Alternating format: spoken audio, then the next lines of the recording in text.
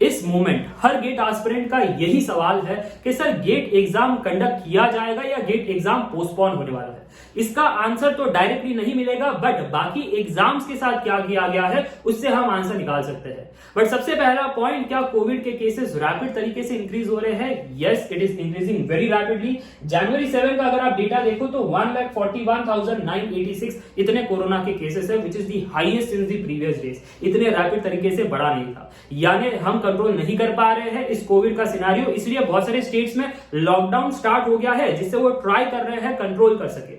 दूसरा पॉइंट, तो सर अगर इतने रैपिड तरीके से इंक्रीज हो रहे हैं तो सभी एग्जाम पोस्टपोन हुए होंगे। यहां पर मैं डेटा लेकर आया हूं, 4 एग्जाम के बारे में बताने वाला हूं। सबसे पहला एग्जाम और सबसे मेन एग्जाम था यूपीएससी मेंस, जो जनवरी 6 को कंडक्ट किया जाने वाला था। तो जनवरी 6 पर भी आपके ओमिक्रॉन पीक पर थे, बट दिल्ली हाईकोर्ट ने रिजेक्ट कर दिया कि पोस्टपोन नहीं करने वाले यूपीएससी मेंस का एग्जाम, क्योंकि उन्होंने पॉइंट्स रखे थे। सबसे पहला, ओमिक्रॉन एक माइल्ड वेरिएंट है, ये उतना सीरियस नहीं है जितना पहले के कोविड के वो सिनेरियो थे जहां पर लोगों की मौत हो रही थी। दूसरा, उन्होंने कहा कि स्टूडेंट को हमने चॉइस दिया था कि सेंटर आपके सिटी के आसपास रखा जाए और आप उसको चूज कर सको, तो यहां पर स्टूडेंट की ओर से वो पॉइंट होना नहीं चाहिए कि सेंटर बड़ा दूर है। तीसरा, उन्होंने कहा कि हम सेंटर्स पर मेक श्योर करेंगे कि कोविड के सारे जो अप्रोप्रिएट प्रिकॉशन है वो कंडक्ट करें, मास्क और फिर सैनिटाइजर और फिर ग्रुप्स नहीं बनाना है, ये सारी चीज उन्होंने कहा है हम ध्यान रखेंगे, इसलिए एग्जाम तो पोस्टपोन नहीं होगा। तो उन्होंने कंडक्ट किया है, which is very very sad news and alerting for all get 2022 aspirant. तो ये मत समझ लेना कि हाँ पक्का पोस्टपोन होगा अगर पीक पर चला गया, ये उनके हाथ में है। कोर्ट केस हुआ उसके बाद भी कोर्ट में ये सुनवाई हुई है।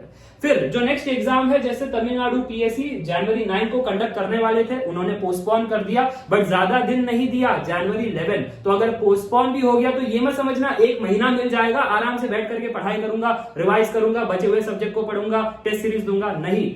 ये देखो जनवरी 11 को कंडक्ट करने की प्लानिंग चल रही है। जो नेक्स्ट एग्जाम है महाराष्ट्र पीएससी, उन्होंने जनवरी 2 को एग्जाम का डेट दिया था, फिर उन्होंने पोस्टपोन कर दिया, अब जनवरी 23 कह रहे हैं, तो काफी अच्छा टाइम दिया है। बट अगेन ये कुछ हफ्ते ही होते हैं, ये महीने नहीं हो जाते हैं, तो इसका भी आपको नोट करना है, ऐसा आपके साथ भी हो सकता है। और फाइनली ओलंपियाड एग्जाम जो एग्जाम होती है उसके अंदर उन्होंने अभी तक कोई डेट नहीं दिया है, जनवरी 9 का एग्जाम पोस्टपोन हो गया है, बस इतना बता दिया है।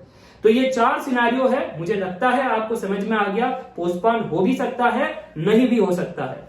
अगर पोस्टपोन हो गया तो कुछ दिनों के लिए हो सकता है या कुछ हफ्तों के लिए, महीनों के लिए पोस्टपोन नहीं होगा तो ज्यादा समय तो वैसे ही नहीं मिलेगा। और अगर पोस्टपोन नहीं हुआ तो फिर तो आप फंस गए। जो लोग ऐसा सोच रहे हैं सर आराम से पढ़ेंगे, अभी प्रेशर नहीं लेते हैं, अभी जितना होता है उतना ही कर लेते हैं, वैसे ही पोस्टपोन होने वाला है तो तभी टेस्ट सीरीज देंगे, तभी रिवाइज करेंगे, तभी ये करेंगे, तभी वो करेंगे, वो फंसने वाले हैं, क्योंकि यूपीएससी के साथ ऐसे ही हुआ है। ठीक है, तो ये था एक overall conclusion. I hope this data gave you the confidence कि इस मोमेंट आपको क्या करना है। मेरे ओर से एक ही सजेशन है, जितना पढ़ा है उसको रिवाइज करो, जितना पढ़ा है उसका प्रैक्टिस करो, उसका टेस्ट सीरीज दो, टेस्ट सीरीज से अपने कमियों को आइडेंटिफाई करो और उसको सुधारो, यही आपका काम होना चाहिए। फिजूल का टाइम पास नहीं करना है हर ग्रुप पर, हर वीडियो पर के ओमिक्रॉन के केस कितने आ गए, एग्जाम पोस्टपोन हो गया नहीं, ये अभी आपको चेक नहीं करना है। ठीक है, चलो, thank you for watching this video and prepare very very hard. Best of luck.